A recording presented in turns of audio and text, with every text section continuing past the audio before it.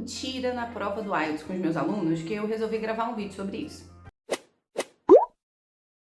Afinal de contas, você pode ou não pode mentir nas suas respostas na prova de speaking? É lógico que pode, gente. Pode inventar o que você quiser. Ninguém vai fuxicar o seu Instagram para ver se você de fato foi para Noronha no verão, sabe? Ninguém vai olhar. A questão é, você não pode perder a coerência, tá? Então você pode inventar os detalhes que você quiser, não tem problema nenhum. Só que inventar a história assim do zero não é necessariamente uma coisa fácil de se fazer. A sua criatividade e a sua personalidade vão interferir bastante. Tem gente que é mais falante, mais extrovertido, então talvez para essa pessoa seja mais fácil improvisar uma resposta ali do zero, que nunca aconteceu. Para outras pessoas, essa tarefa é quase que impossível, tá? E isso não tem nada a ver com o nível de inglês, percebe? São outros fatores também que, fazem parte dessa questão. Então, eu acho que é importante você treinar, você tentar. Então, por exemplo, se eles te perguntarem sobre viagem, você nunca foi para os Estados Unidos, mas você quer dizer que a sua melhor viagem foi para Disney, né? Improvisa, tenta, vê se você consegue pensar em exemplo, vê se você tem vocabulário. Uma dica legal é você se gravar, e aí quando você estiver se escutando depois, procura se você está hesitando muito, se você está tendo dificuldade de pensar em exemplos, se a sua fala está um pouco mais pausada por causa disso, porque são fatores que você precisa levar em consideração. Se você é uma pessoa que fica muito nervoso assim improvisando, talvez mentir assim 100%, inventar a resposta, né? Não é mentira, né? Não tá fazendo mal para ninguém. Inventar uma resposta assim 100%, talvez não seja a melhor estratégia para você, entendeu? Porque você vai ficar muito nervoso e isso vai interferir na sua fluência.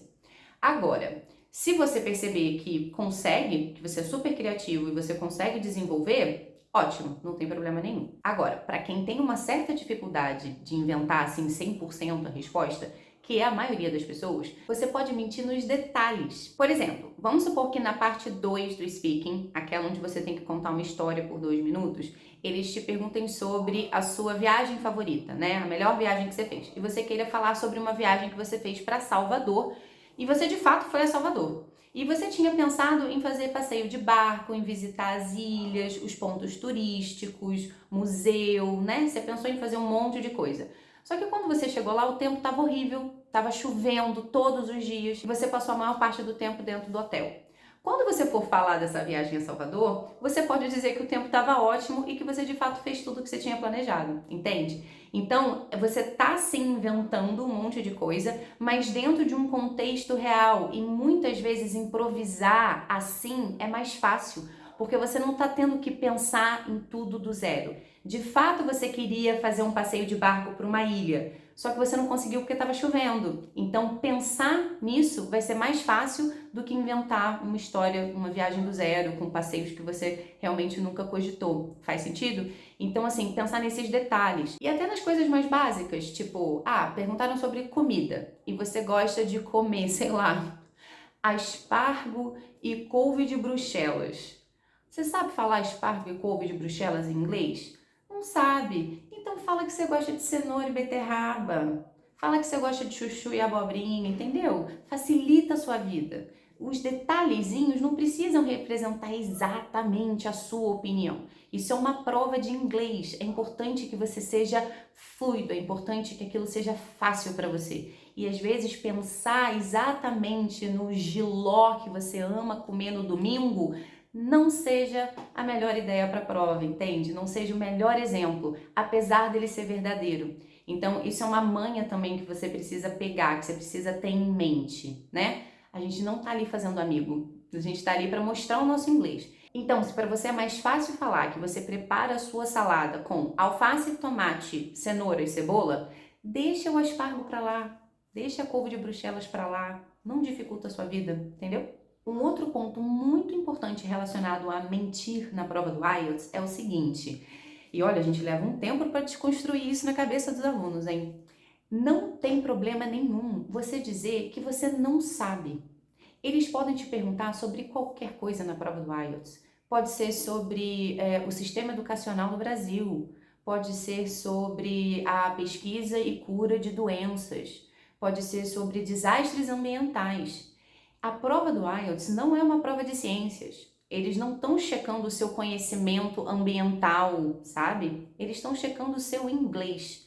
Então você pode sim dizer que você não sabe muito sobre um assunto porque você não se interessa por esse assunto, mas é importantíssimo que você deixe claro para o examinador que você entendeu a pergunta que ele te fez. Você não tem aqui um problema de inglês, você tem um problema de assunto, tá? Como que você vai fazer isso? Vamos supor que eles te perguntem sobre desastres ambientais. So, what environmental disasters are common in Brazil? What environmental disasters are common in Brazil? Quais desastres ambientais são comuns no Brasil, né? Supondo que a gente nunca tenha pensado muito sobre isso. To be very honest with you, I don't know much about environmental disasters. I know this is a very important topic, especially nowadays, but I've never given it much thought.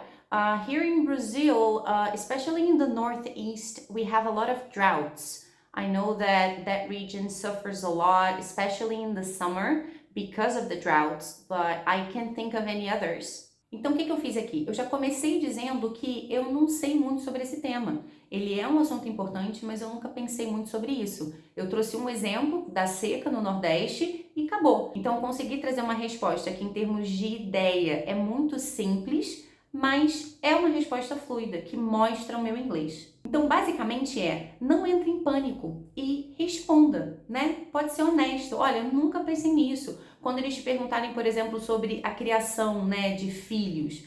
Qual é a melhor idade para a criança começar a usar eletrônico? Com que idade a criança deve ir para a escola? Se você não tem filho, pode ser difícil para você falar muito sobre esses assuntos. Então, essa é uma ideia importante de você ter em mente. Você pode ser honesto, falar, olha, eu não tenho filho, então, na verdade, eu nunca pensei nisso, assim, qual que é a melhor idade para eles usarem eletrônico. Mas eu imagino que por volta de uns 8 anos, mais ou menos, já dá para eles terem um tablet, um celular, mas, assim, na verdade, eu não sei. Pronto, você pode muito bem dar essa resposta e tá tudo bem. Eles não estão checando os seus conhecimentos sobre a paternidade e maternidade, sabe? Eles estão checando o seu inglês. Então, acho que muita gente não leva isso em consideração.